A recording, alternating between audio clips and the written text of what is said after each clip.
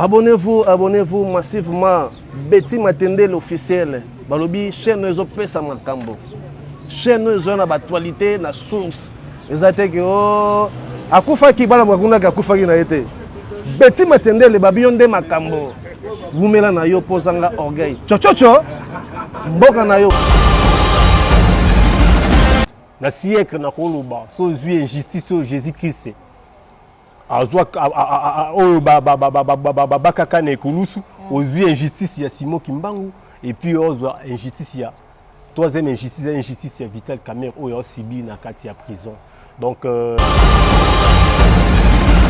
la première appel la procès à Liboso, ce sont les mêmes personnes au bazui beloge le loyo ba matisi bango tina ba cour constitutionnel et ça c'est comme si c'était un plan moko bien planifié pour que baluka comment ba enterrer leader na biso pour que condamné en 13 ans de prison. Mais nous sommes contre tout ça. Et je crois qu'en dépit de tout, nous attendons toujours la justice éternelle. Parce que juste en Bezali, tu as dit que tu as un niveau politique et un niveau où Vital Kamerhe et Senga, il faut lâcher. Parce que Vital Kamerhe, tu as beau s'en amener, que Vital Kamerhe a un cerveau monteur dans le Congo. Parce que quand je vois la loi, n'oubliez pas, honorable créer la loi, créer juste pour satisfaire les besoins de tu vois? Alors, le loi Tchani, d'ailleurs, loi est violée dans la Constitution, l'article 13 et l'article 220. Ils ont violé déjà la loi. Parce que plein de mboka na biso banda utakala na ba biloko ba conflit ba créer ba loi moko boy et on permettre mboka na biso to kota na fissure. Alors et que biso to za ba perdant. Alors batuana ba sala makambu au détriment simplement ya ba intérêt na bango ayebi ke na zo mbongo il faut na créer loi moko boy. Pona ni ba créer ba loi te. Ba créer loi te ke no ba konza mboka nyoso donc so kota na gouvernement au ko bima na mboka te. Pour que ba on ba créer ta hôpital na kata mboka na biso. Pour nous créer le fait de constater que non bon on a eu ya aux anangos qui sont en banque étrangère la fonction aux créer ba loma non donc ça dit social batu batala rangote mais besoin so ba loi moko bidon oyo repelisa moto oyo ko boma moto donc bisoto c'est la loi on a pour l'instant ba si soit na loi wana tous on a posé la loi on a te on a posé baluka comment ba ça fait besoin peuple congolais il y a on est on a besoin toute technologie quoi avancer. Mais nous, on n'a pas encore le temps là de beaucoup réfléchir. Moi, on a quelle université à l'été. Alors, raisonnablement, si la bise a son bité, il faut que tu aies l'ouval comme mon bois contre sa TP. Donc, tout ça, moi, a raisonné mal pour la souffrance et l'équipe. Donc, ça dit c'est logique que Cardinal Ambongo, allo Babylone, quoi, tenir, ou na bango, ba vivre, na ba cortège. Ba vivre bien provisoire, banda kuna bango. Ba maille, surtout, mais la forage, on va me la route. Ba mela ba mayo belé ba somba ba tikila ba nguto fele. Ya ba loi mususu bimana mboka na biso. Ba loi mususu mutavandika alalika loti ndoto. Ya loi moko innové ne lo mo boy. Loi ne ma bete mais avant que na loi wana.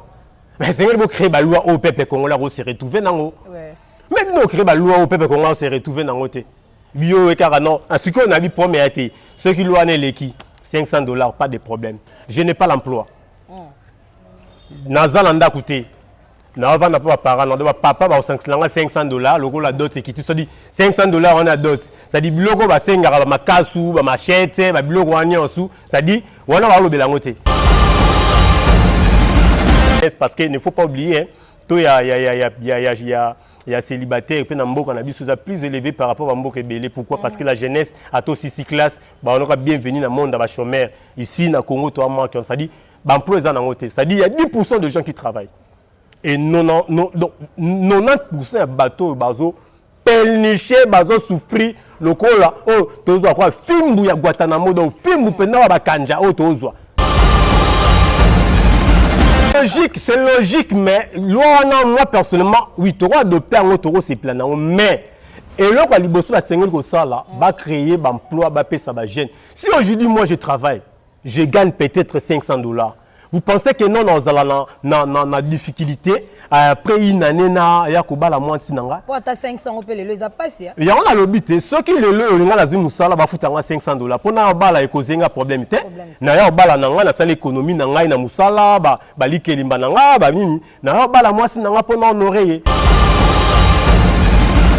Bonjour, bonsoir, bienvenue à votre chaîne Betty Matendele officielle, une chaîne YouTube qui vous parle que des émissions intelligentes. Lelo toyamba moko ya cadre ya INC poto lobela makama solo ya mboka makambo ezobi mebele balwa ezobi mebele toza vraiment un éclaircissement mon côté ya on a le baki lelo na yamba vraiment cadre moko ya INC poto solo la naie makambo ya mboka c'est vrai toyoki restez vraiment branché et longo na bino tozala kaka branché bo s'abonner vraiment pour bozala en ligne na biso tolanda toyoka tolingi lisusu te baloba lobaki enfin tozwa confirmation biso na bino. Merci à toi Momi Betty Matendele, merci pour la confiance, merci à toi Christian Soumaïli derrière la caméra, merci à toute la famille Kiangala, les Kiangala toujours likolo, merci à toi Dorcas Telama Moujon cité la Fabrice Malakidi, Christian Soumaïli kakande na lobaso toza même moral fongola. Tout le monde a invité Nabiso.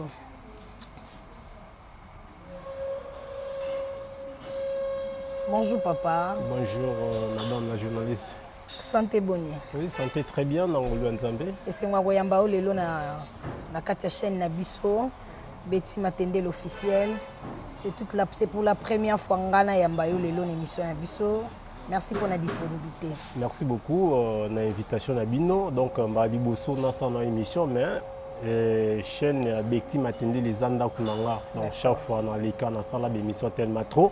D'accord. Donc première fois na zala devant yo pour que to me camper pour parler sur l'actualité et la politique en mboka na biso.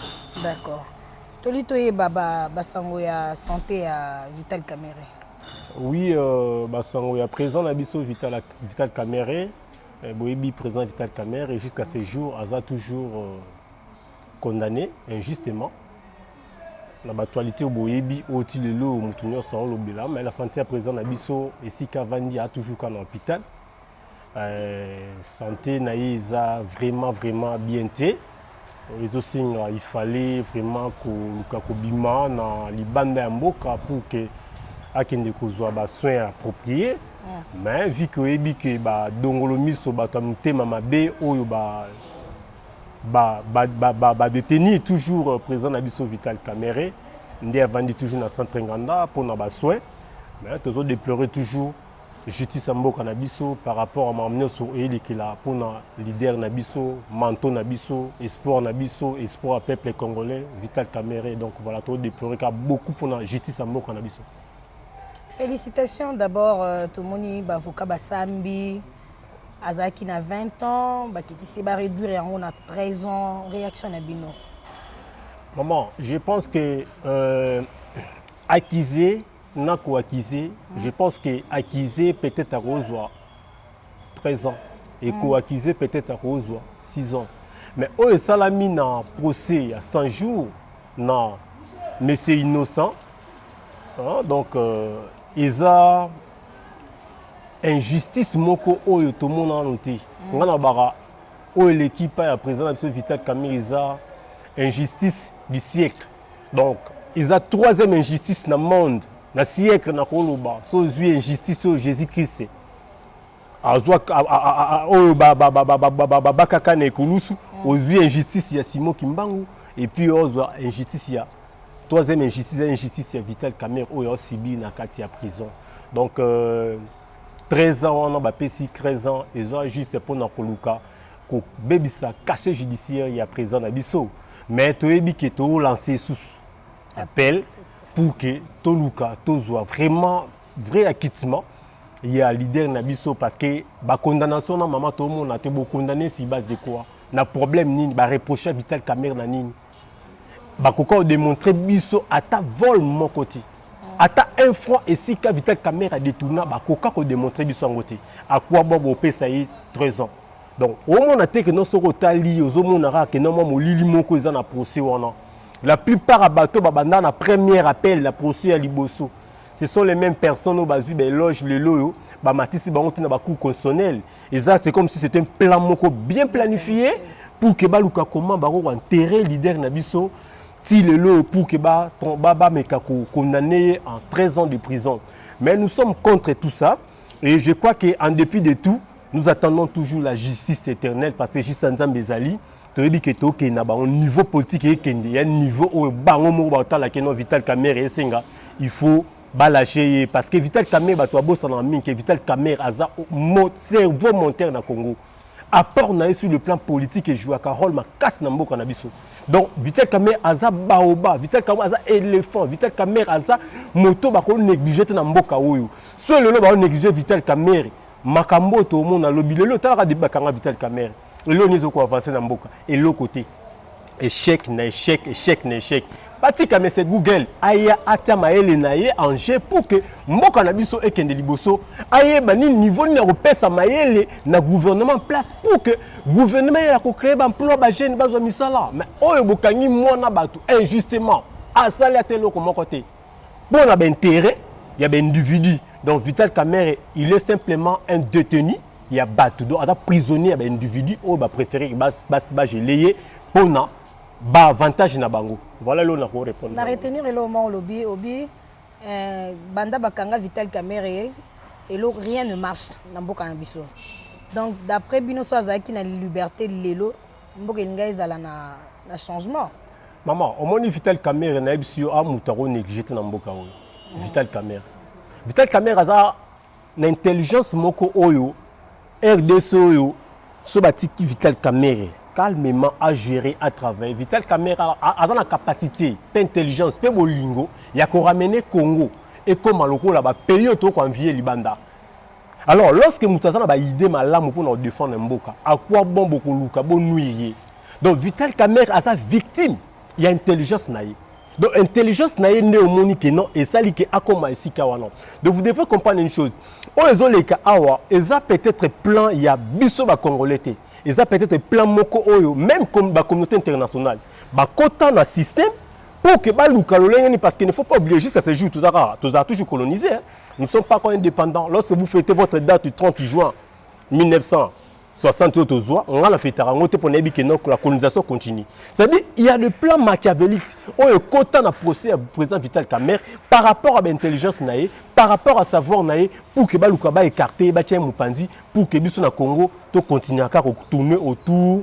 Il y a tout du même tablet, solution morizate et là au mozate et ça plan parce que ba continue Bissou ba manipuler. Non monique non ti Vital Kamerhe nenga bana Vital Kamerhe so zaki di bana maman le gouvernement ya président Félix peut-être cause la na ba makambo to sibi le loté. Ba problème au peuple akuta na ngoto ngokuta na ngote. Donc eza manque à gagner pour na mboka na kozanga mona mobali wana Vital Kamerhe na gouvernement na ba jeu politique ozo le kalelo na mboka na biso. C'est vrai totali na Goma, to moni chef de l'état na Goma.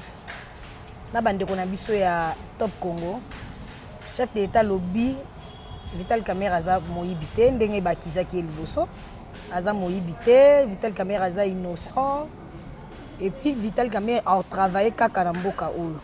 Mais pourquoi bazo retenir toujours na kata prison? Merci maman. Premièrement, on a qui interview on a un chef de l'État et qui tient en main na miso. Pour ngai na sala qui analyse na ngai wana ezaki ba ko la biso mafuta. Ya miel, mafuta miel na mbebo. Bayebi. Parce que le lot ceux qui bazo reconnaître arrestation et vitalité, ya présent vitalité. Mais tout le monde qui moment moko bo FCC babité. Arrestation Vital Kamerhe utaki na IDPS. Ah IDPS obité bisoté. Arrestation Vital Kamerhe utaki na FCC. Ba osala biso ping pong pour l'arrestation président Vital Kamerhe. Si le président Félix, il reconnaît ma capacité, ma valeur. Je pense que non, il reconnaît ma capacité, ma valeur, il y a président Vital Kamerhe. Sur le bimarque, ça dit, à reconnaître ma grandeur, il y a Vital Kamerhe. Alors, il est le magistrat suprême, Yambo Kanabiso. Qu'est-ce qui manque pour que APS, n'est pas un appel là, va trancher parce qu'un dossier, c'est un procès fabriqué. Comment procès fabriqué, même moi, on a comprendre que non, Vital Kamerhe il est détenu simplement pour injustement, Namarambo a évité mon ma coloté. Pourquoi pas Bakotika, moi, on a continuer à savoir pour Namboka. Bokoka, continuer, vendre, garder, jusqu'à quand? Donc, maman, Waneza, mafuta ya nini ya miel oyo mokonza mboka peut-être pas ko la biso ba combattant ba soldat ba guerrier à Vital Kamerhe mais toza bazo baté total au niveau politique ekende Mikolo Roya parce que nabi que non la fin à très bientôt 2022 c'est là où aussi ka penora que non match comme Nasuka match comme Nasuka o lukozwa coupe siko beta siko chabi po bokende 0 zo bana posa les gagnants beta siko chabi aux anaposa na supporter aux anaposa ba tuba encourager bino mais si ko neti biso vena bo neti nga soy président na Vital Kamerhe ba traiter ma na ete na habité ngai na ba base na simananga oko na refluencer bango que non par rapport à un politique en tout cas to changer angle mususu to ça ba te bien na parti na biso o ba na posa te que non to continuer toujours à lire na kata union sacrée nous pouvons aussi to benda na biso to tika bango ba gérer na bango ba travailler na bango nous avons fait 10 ans en opposition to kufa péter tous allez tout vivre donc rien n'empêche ce si c'est vrai vraiment que non kaka bango moko tribu wana kaka bango moko tribu wana kaka bango ba ko relire président Félix pour que à ça la deuxième mandat naïe donc ça dit union sacrée le chef de l'État il a créé alors ils ont fait sangisa bateau mais ko sangisa bateau on a que non comportement politique que ça la massue de terrain et ça politique moro il y a que diviser bateau. Alors nous détestons comportement on a par rapport il y a ban jeune nengezo kendeli na dit que 2023 train de jet beaucoup dans libanga très peine tout a déjà libanga to éviter ceux qui nzela za ko kangama to éviter tout ça mécanisme nini o to leka mécanisme ezate en tout cas il faut battre la ciment so batali cimate côté ba okende train côté en érosion tomoni batu ya UDPS bazolinga balongola batu ya bazolinga balongola bata INC na union sacrée ba iba omona bino clarté maman ba mona biso clair ba mona biso clarté pouvoir au ya président Félix l'INC eza parti allié ya taille oyo et même président Félix na Kibokondi ba onyo su ba ye wana ba baati lukwebo ba nani ba parti belé ba ye wana ba ye na kata union sacrée maman tango biso to onyo comme la campagne ba on bazaki wapi ba on bazalaki te to lambi biloko ebeli lelo yo après bino boye ba tieli bino na sane bomo olia après ba non INC za parti ya taille parti ya pour o sali que non chef de l'État a comme sika comme wana c'est-à-dire biso tito kenti 2023 si peut-être la politique n'a pas ça là ou peut-être tant les chiens se courir voilà ba ça là mais pour l'instant donc na ba on parce que na ko doit décision na décider été na niveau ya parti et ça ba condition ba likolo si le va décision que notre s'est retiré moi personnellement je serais d'accord to bimbi to vanda parce que kufate to continuer vivre to continuer vivre et puis ba jeune ngezo ya INC toza au moins na balecteur na biso donc to banga tate mutu sora yo pesa biso loboko même président na prison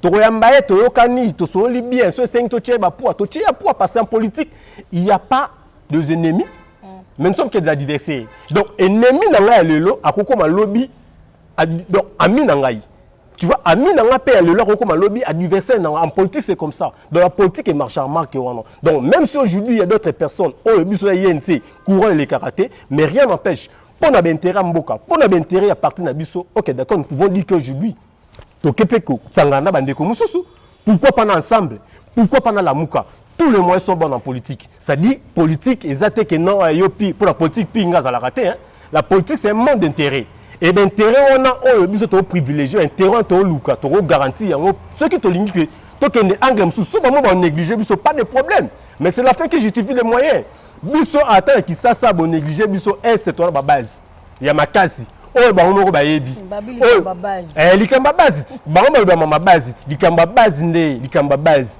est on a ba yebi que non INC et kanga est mobimba muto lobela ngwa zate donc aliro yo bande ko na biso ya IDPS bazana gâchette facile en finga ka ba autorité ya batu ya bango ba finga te pona bango baza ba saint bango na IDPS bazar ba saint batu mususu ndeka bazaka mabe bango nde basaka ba saint Alors politique on a politique des chefs de l'état basali chef d'état campagne na mabe pona ko bebisa mitema batu pona ko luka koma ko nui mokonza mboka nde yango niveau to kenango bande ko bele ba ko kangama bande ko bele omona ba luka ba koka jamais ba bele bele zo bimana mboka oyo faire avancer mboka te or to na devoir moko makasi au peuple congolais zozila ya ko luka ko satisfaire ba besoin na ye mais juste à ce jour il y a rien qui marche. Enfin loi mo rebimi na mboka loi Tchani ba benga ngobongo loi Tchani Babi, pour postuler la présidence de 2023, il faut avoir des pères et de mères congolais. Loi wana entre nous, ils ont apporté les bisons nini na mboka. Maman, merci beaucoup na mutuna na yo. Je pense que les missions nini na osala na zolo ba très bien. Loi wana eza mabete. Loi wana eza bien. Mais ce n'est pas le moment.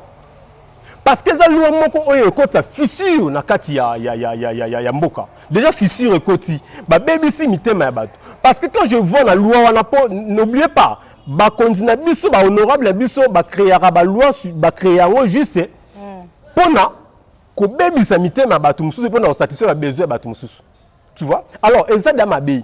Le loi Tchani wana. D'ailleurs loi wana eza ko violer dans la constitution l'article 13 et l'article 220. Ils ont violé déjà la loi. Alors pourquoi boya la loi Mokobo? Il y a un mouton à proposer la loi en nationalité. Mais l'Amérique, au lieu de proposer la loi pour Pélissa Moto, le peuple congolais va comprendre la loi Moko.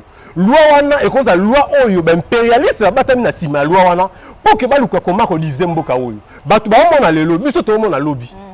Et ko diviser mboka parce que ranking sur côté na mboka. Est wana. So le ba lobby que non d'accord le ko to kende bo en tout cas to kabona kaka. Mais facilité zali parce que plein au kabola mboka na biso banda utakala na ba biloko ba conflit ba créer ba loi moka boy et on permettre mboka na biso to ko na fissure.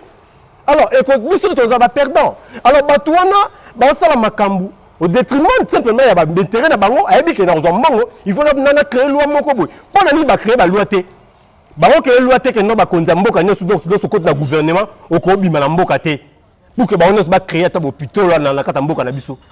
Pour nous recréer le fait de constater que non bon na yo ya oyo ozana ngo soko ki tshana banque étranger ba kolongola yo na fonction oza ba recréer ba loi manonga te pourquoi pour nous ba recréer ba loi te que non soko si classe beti 3 ans oza musala te il faut gouvernement azo en charge pour nous ba recréer ba loi na te pour nous ba recréer ba loi moko eko kabula peuple congolais pourquoi pour mamboka wapi est-ce que tu as posé mboko ekabona tu as posé le temps pour parler de l'union sacrée ça ko sangisa bato. Et c'est l'union sacrée que nous faisons la loi où ils mettent au baki pour que et là c'est ça la loi Tchani et la loi oyo to vanda to zela to luka to eba neni ya satisfaire ba besoin peuple congolais maman. Lorsque vous parlez de loi Tchani mais il y a d'autres endroits où maï le comme maï à forage. Oui. Courant zalakate, banzele zalakate, bambouteillage par-ci par-là. Biloko to ba ki ekité kitate. Première nécessité, premier besoin, on va résoudre pour le peuple congolais. Alors, on crée la loi Morobo et qu'on continue nous battre. Qui nous t'aime à B. Entre le peuple congolais continue à souffrir. Donc, on a qu'à pour que tu mettes la main beaucoup. Total, spectacle, aujourd'hui, la jeunesse est bafouée. La jeunesse est pourrie. Alors, le gouvernement a une capacité de trouver des mesures, des solutions pour la jeunesse. Alors, 61 ans après l'indépendance. Donc peuple congolais a son racisme, Congo son racisme. Ba réflexion moko donc peuple congolais na ba dirigeant bazo kumbela biso. Donc to comme on la république ya Babylone. Ozu bato okende wapi osuka wapi. Donc la vie na tongo na mayele suki. Car le Congo après 61 ans d'indépendance, car le Congo ba maman de par mapa. Car le Congo ba maman zo papa en charge. Car le Congo maman ko tangisa bana aussi ça ba dans la classe. Car le Congo. Donc ça dit social la batu batala rangote. Mais bozo so ba loi moko bidon. On repelle moto, on repelle moto, donc bisoto c'est la loi pour l'instant, si soit dans la loi. Tu as posé la loi, tu as posé la baluka, comment on se fait besoin du peuple congolais. Il y a un ton besoin. Car on a lobby na bosenga na yo lobby batala sociale à batu. Total na matanga ya monseigneur Mosengo, cardinal Abongo à lobby devant ba président bazaki wana na ba autorité musu bazaki wana abi comment peuple na bino bazo souffrir bino ba président ba autorité boza na mbongo mais peuple na bino ezo souffrir. Est-ce que il fallait kaka lo bango na matanga bongo en public? C'est important. Merci beaucoup maman na mutuna na yo. Je crois que le cardinal Ambongo c'est un monsieur que il faut te respecter ma casse na mboka na biso parce que fongolo ebelo moko maman ba politique ya mboka na biso eza na parti moko te o emeka otia face na catholique pe balonga catholique bakenda kaka batika catholique donc ça dit tant ou bango ba comprendre que non le pays va mal mais ils ont de le droit c'était moyen au SNG qui a s'exprimer allo bayango na opinion ba comprendre que non peuple congolais a se retrouver au Lignara le baron Sima Congo. Non, nous avons vu que non, il a transmis le message que non, le peuple congolais traverse un moment très pénible. Souvent, ce peuple congolais, l'autre rôle, souvent, le peuple congolais, ils ont mon dans la misouboye. Attends, il y a mon rôle dans l'autre, tapé que non, on souffrir. Le rôle dans l'autre, tapé que non, souffrir dans l'autre. Donc, notre bien les Congolais à la rangoté. Notre comment on vend des eaux des zones. Au moment on a battu. Au moment où nous avons âge moko, peut-être dans 20 ans, mais tali morphologie n'a pas 35 ans, 40 ans. Pourquoi? Parce que souffrance trop des raisonnements. Alors, on n'a pas le temps. On a tenté à qu'on réfléchisse comment on créer. Des bandes comme ça, on créer, on créer, les monas salata, nini, comment? Bah ou peut-être na créer mais ça moko métallique et tout comme ça à part mais ça je sais pas ça là tant on le papa innovation on est beaucoup en sous technologie quoi avancer mais nous on n'a pas encore le temps là de beaucoup réfléchir moi on a quelle université à l'été à raisonner on va pas bien là si la bise a sombité il faut que tu as l'ouval comme mon bois côté sa TP donc tout ça mutu moi a raisonner malama ezate pour la souffrance et l'équi donc ça dit c'est logique que cardinal mbongo allo babiloko ateni wana bango ba vivre na ba cortège ba vivre bien provisoire banda kuna bango ba mayo soto mela forage ba mela ngote ba mela ba mayo belé ba somba ba tikila bango to fele mais biso donc sentiment maintenant ba kondimo ba mi tema mabe na niveau moko ba ta bena mi tema mabe ba to ba gérer biso ba za esprit mabe donc na ngala monaka ba dije mi moko ba to ba simela la liste fait bible ba za ba disciple pena liste fait donc on a des disciples ba berger il y a des disciples parce que souffrance na biso pour na bango eza esengo alors quand vous dirigez au moment que notre peuple na les la kaka au tout faire normal c'est un nerve bleu monsieur les kanamboka ou et puis ça kanda to ko to esprit ba jai soni to éviter eza nini mboko ko kende boité vraiment ba mekota la sociale la peuple congolais a souffert. Si Monseigneur Mbongo a tenu ba popo, moi personnellement je l'encourage et puis avant la soutien par rapport à Badignaï. Yo encouragé mais bande ko na bino ya IDPS basili ki ba fingi église catholique après ba propos wana. Te bande ko na biso IDPS waneza métier na bango. Waneza métier na bango bana gâchette facile au finga. Batu wana en tout cas ko to finga ba sakanité. Pona bango eloko zara gâchette facile ko finga. Pona bango ba mo atengno peuple congolais zo souffrir. Donc, bango balingi ceux ba moni que non peuple congolais ala linzala ba bomi mutukuna ba bakufi bisoto le kaka fachi béton. Donc ceux ma bezali fachi béton. On a droit à dénoncer te. Ngana na kata union sacrée. Oui, c'est bien. Mais na la politique a déjà loté. Si les choses ne marchent pas, c'est un temps le baki makambo marcher. Alors on a souffrir. Alors yo lingi na caractère venant ba keno fachi béton. Mon pour la nini. Makambo zo ke mabe. Et sengeli ba les deux chefs de l'état na benjirité. Ba les deux chefs de l'état par rapport à social à batu. Et c'est une idée, une innovation. Qu'est-ce que nous pouvons faire pour que Mboka kende liboso? Et là, on est au na Mboka. Une idée. Mais bango première option na bango, au bâton gâchette, bango ezara benjir, kofinga. Bah si ça l'opposition à président Sofitel Kamer. Bah si ça l'opposition à président Moïse Katumbi. Bah si ça l'opposition à sénateur Avi Joseph Kabila. Bah si ça chaque jour bah l'opposition.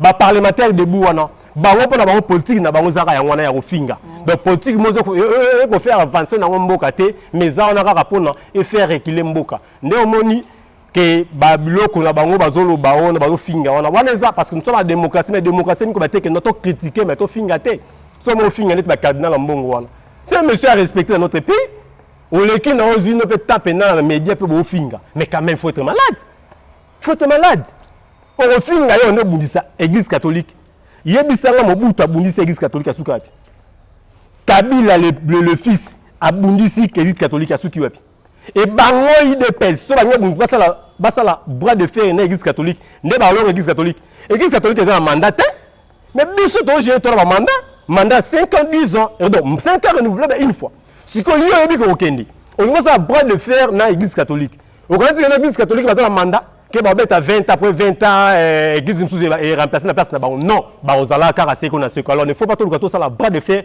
na église catholique to lukaka biso na bango to tambulaka dans ensemble pouvoir type to comme le na pouvoir maman et selon les bello mo église catholique et aider biso pour que président nani sénateur en vie Kabila le fils pour que acquitter le pouvoir église catholique est contribuer na 65% na ba pression na ba marche tout comme ça.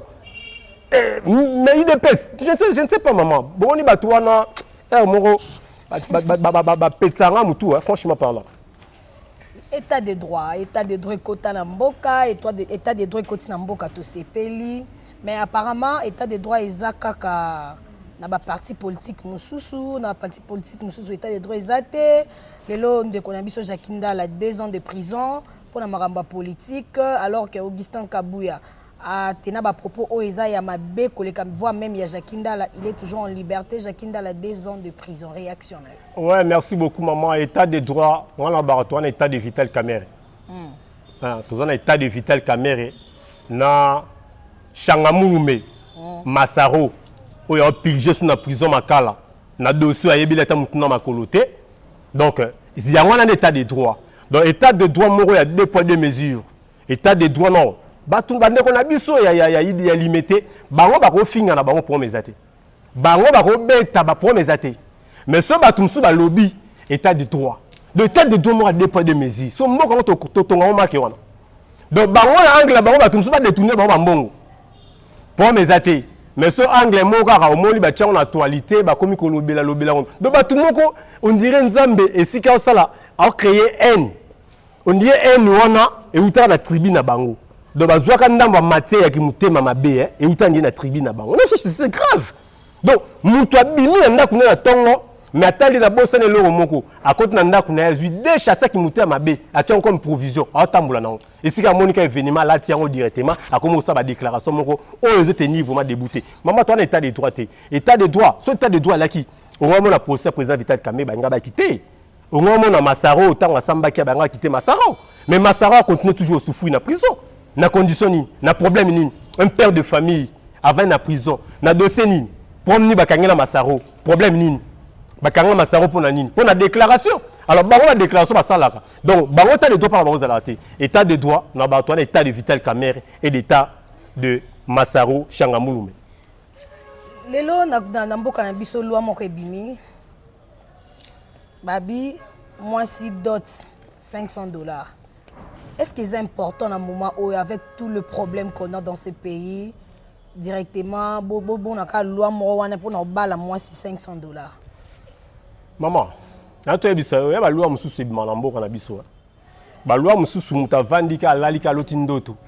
il y a une loi qui est innovée. La loi n'est pas bête, mais avant qu'il y ait une loi, mais c'est que créer une loi au peuple congolais se retrouver dans le même nous créer une loi au peuple congolais se retrouver dans le bio et carano, en ce qu'on a vu premier été, ceux qui l'ont les qui $500, pas de problème. Je n'ai pas l'emploi. Nazalanda coûté. N'a pas parent, papa va $500, le gros la dot et qui tu dis $500 on a dot. Ça dit bloco va senga ma kasu, ma machette, ma bloco en sous. Ça dit on a le belangote. Pour mutation ma bloco wana. Il faut dans la mongote. Soit dans la mongote, alors ça sortir ndeni. Même si on a dit que $500, oui, bon réduit pour aider la jeunesse parce qu'il ne faut pas oublier, il y a célibataire et puis on a dit plus élevé par rapport à Mboka Belé. Pourquoi? Parce que la jeunesse a aussi 6 classes, on aura bienvenue dans le monde dans le chômeur. Ici, dans le Congo, ça dit, ça dit il y a 10% de gens qui travaillent. Et 90% de bateaux, bateaux, pelniché, bateaux souffrir. Le cola, oh, tozwa quoi, fimbu ya Guantanamo, donc fimbu pena wa kanja, oh, tozwa. Donc 90% à peuple congolais. Alors dis-moi aujourd'hui, je ne travaille pas. Loi $500. Ok, pas de problème.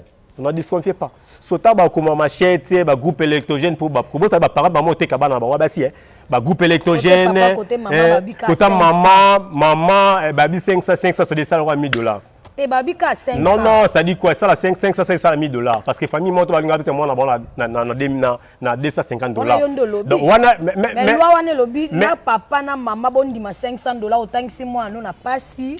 Non, c'est logique mais loi wana moi personnellement oui tu dois adopter un autre c'est plan mais Et là, quand liboso la sengel ko sala, va créer emploi, va payer ça va gêne. Si aujourd'hui moi je travaille, je gagne peut-être $500. Vous pensez que non, na difficulté après une année na ya ko bala moi sinanga. Pour ta 500 opé les a passé. Il y a on a l'obité, ceux qui le nga la zimu sala va foutre $500 pour na bala e kozenga problème té. Na ya bala nanga na sala économie nanga na musala ba likelimba nanga ba nini. Na ya bala moi sinanga pour na honorer. Si que on a sala té ato pesingai que non bino loi d'autres $500. Sur na $500 wa. Si que naza musala té na laisse moi tuni. Donc na balier na ene ka na tie stati na palais. Entre temps naza nda côté na zuye ka na tie pa na biso, ba papa na ba maman ba bima ba otala. Moi na to ba la biso ye. Donc ça dit on se met la machette. Quand la loi wana yango so la machette, yango luelenga ndaku, yango nde eko kene na wenze et so ba biloko parce que ko bala maman, ko boko la mona bato ndimi charge neza vantité. Ozi mona mata bato ene na palais na yo, akomi siko yo ana musalati. On s'en sorti ndeni. Donc batala o est essentiel. O est essentiel on batala. O ba biloko a 10 ça pam pam ba o batika biso non. Ba créer ba yo mususu. Tout le monde bana ba tanga na baba, bana ba to tanga na baba, ça ba nzete na luku wana. Na Kasai wana na Kasai OK na mboka chef de l'état na Kasai. Donc batu vu que ba mbo esili, ba komo lia mingi ba mpuku. Oh là là. Tel niveau peuple congolais zo kenango. To lo bati. Si comme le roi mi osu mais ba grand prêtre. Ba grand prêtre, mais peuple zo souffrir kuna. Boko kenda ta kuna boko ta mawate. Et comme na nitso so que moni mbo na Kasai, ça dit il faut on protéger pour sinon ba ozoyer ba yiba pour to ba lia mpuku. Ça dit pauvreté contre le niveau sakanate. Alors, biloko wana so ba tala ba wangote. Ba ko créer te ke ba tala niveau ba ko luka solution pour na peuple. Ba ki soso ekita $10. Maman soso ekita $10 na maloba. Te soso kaka bu otindiki abo soso ekiti $10. Soso wa ekita $10. Ya moko to ya carton. Ya carton $10. Ya carton $10 na Congo. Na Congo soso $10. To pesa chance ko papa. To pesa chance. A to pesa ka chance na ba politicien to pesa ka chance. Donc tu continueras au pesa ba chance. Tant ba yo le père polo na bien au pesa ka chance. Au pesa emploi à 5 ans, il y a comme ba million à créer ba 8e bureau, ba 10e bureau, mais bino to voter qui bon continuer à souffrir, bon continuer à coller là. To continuer à pesa chance. Non. Ba créer ba loi oyo ezala avantage ya peuple congolais, ba créer ba loi ba ta la peuple congolais niveau de souffrir na ba est on a l'intérieur. Comment peuple congolais a souffert? J'ai vu les images, on a Kasai, j'ai vu les images. Quand je dis ça comme ça, exactement que nous avons un sentiment qu'on a. Nous avons un sentiment de la TV, la télé. Nous avons l'image dans le monde. Donc si souffrance c'est l'équipe, nous avons continué à faire beaucoup de choses. Dans le niveau.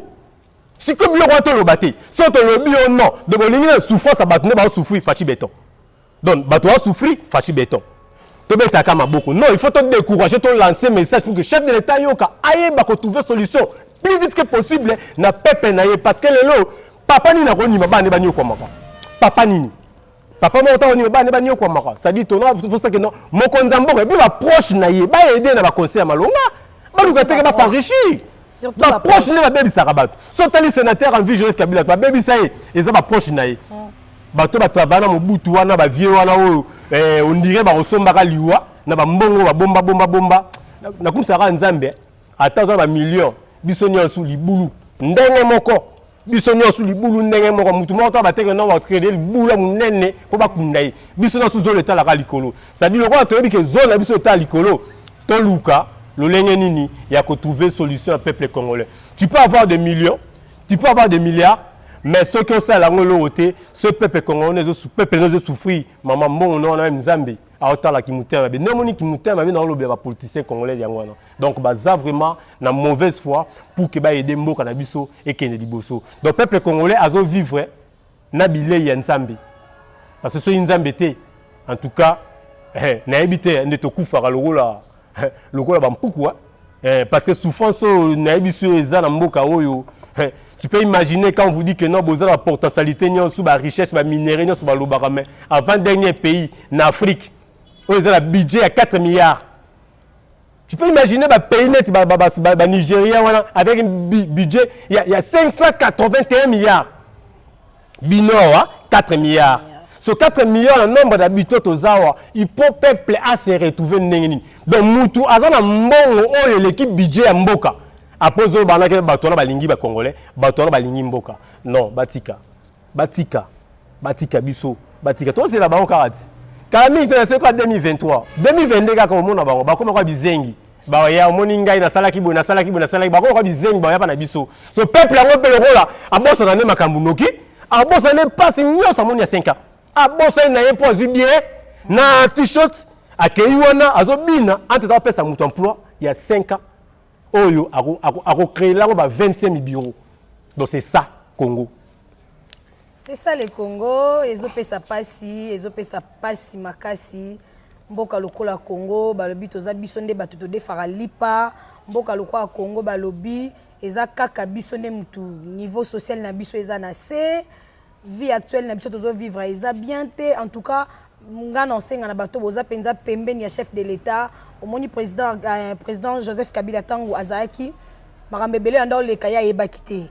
Ezaki nde ba proche ni mbanda osala ye mabe po lelo to ina ye po lelo to lobaki longwa na bino baye boza pembeni ya chef de l'État tozalaka wana te Fachi Béton pendant que mboka ezolela Fachi Béton pendant que mboka kuno bato bazokufa Fachi Béton pendant que soso 10 kilos oyo dibobaki carton $10 ezomona na te toyebi te $10 ngo ezalaki $500 a mwasi babala ye to ndenge nini na place pour pesa ba loi ya ba $500 na place pour pesa ba loi ya père et de mère lelo na mboka komi pozo ata moto oka mndeko nanga muta moto tu nanga oza de père et de mère to ndengeni ezo pesa ko banga ezo pesa passe vraiment to meka un peu ko réfléchir na marambo eza l'essentiel pour na peuple congolais.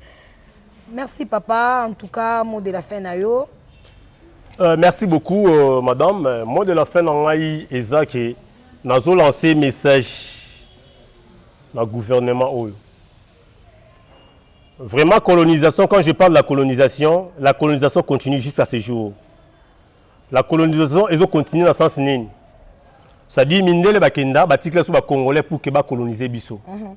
Donc, c'est-à-dire, fonctionnaires ont travaillé dans l'institution publique, à bêti 5 ans, 10 ans, à la carte bleue, mais à mécanisé. Ce qui est net, n'a pas eu peine. Ok, n'a pas eu nikin. Ok, par-ci, par-là. Au moins, la volontaire, mais à mécanisé.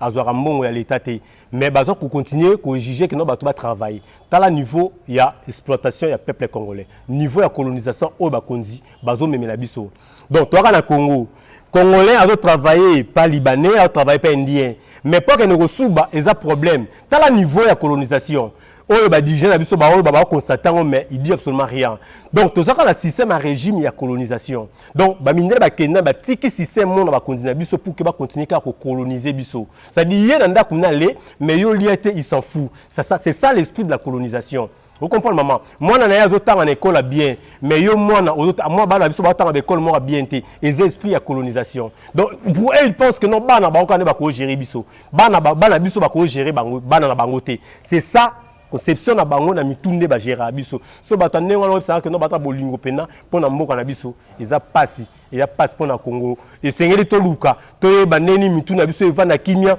pour que to luka lelo yo to meka ko arracher vraie indépendance en mboka na biso parce que le Congo totalement indépendant te Congo toza na décolonisation ya minele na bande ko na biso ba congolais sans le savoir colonisation continue à ti lelo olamu ya tango za lelo ko liate état de droit. État de droit. État de droit. Est-ce que vous avez très bien état de droit? Signification état de droit. Mais quand on ça va être état de droit normal. Droit nangai. On a un courant. On a un ndaku. Une semaine, 2 semaines, na moulili. Maï bimaratna mais la maï ya ça ma belé. Voilà un état de droit. Non. Bah qu'on dit bon mais qu'un peu qu'on revoir non moi le ligne na binu ya ko. Na to soki la so comme na kibokondi. Babylone on va tirer la banzo to so yango sala ke no ba le kara ko nui peuple congolais azulu lila wana ye ba gloire de gloire ezokende donc na mboka au Congo ndo moni ke no kozala fonctionnaire ezali sumu kozala militaire ezali sumu kozala donc kozala policier ezali sumu donc ça dit kozala enseignant fonctionnaire en général ezali sumu kaka na Congo donc créer na yo makamsusu mais so kozara fonctionner na Congo eza péché. Il faut que les policiers soient bien, les soldats soient bien, les enseignants n'en parlent même pas. Père a commis une pension. Vous limitez, vous continuez car père a l'obara, kaka devant. Vous créez gratuité enseignement, paiement est bien, vous avez 200, 150 personnes, 170 personnes. Alors, vous avez contrôlé pour que vous ayez la capacité de faire la barre, vous avez un bon côté, vous avez un loupio, vous avez un aurore. kaka bango ni batinda bana bakenda kuna tala niveau ba dirigeant autour na Congo tala niveau mais peuple congolais bo fungola misu 2023 to fungola misu to tala nani na koya pour que to pesa voix même ba déshonorables dans le parlement des déshonorables dans le parlement qu'est-ce qu'ils font bazo de là-bas 500 jeeps 500 jeeps wana écoutez combien et 500 jeeps ça mongo wana so ba créer leur école combien d'écoles ba créer ce mongo ba créer leur hôpitaux combien d'hôpitaux ba créer na mboka na biso tala niveau qui muté mabe tala niveau qui muté mabe même bango wa teke non peuple souffri to za jeep wana to tika to za mongo wana to l'exango na ba action ya mboka et ça la misala ya mboka rien pour eux ils s'en foutent. Merci Nabino pour ton compagnie Bino biso quand on va marcher pied Nabino merci Nabino to za 2023. Rendez-vous en 2023 député Soraye moi na mboka fongola misu tokosa mingi bakosa lisusu te kotika lisusu député kosote na polo po yo kokyo leka lobby bana na yo ba souffrir bana no ba ronyo kwama en tout cas bozala mayele tozala mayele député moko ya kokosa biso te en réalité bazo sala kaka ba intérêt personnel na bango moko ya biso penza donc baza kuna te. Merci à toi BM ma maman chérie grande sœur chérie motema ya baleki na ye Christian Soumaïli derrière la caméra Roger Matadi. Quant à moi Benité là je vous retrouve au prochain numéro.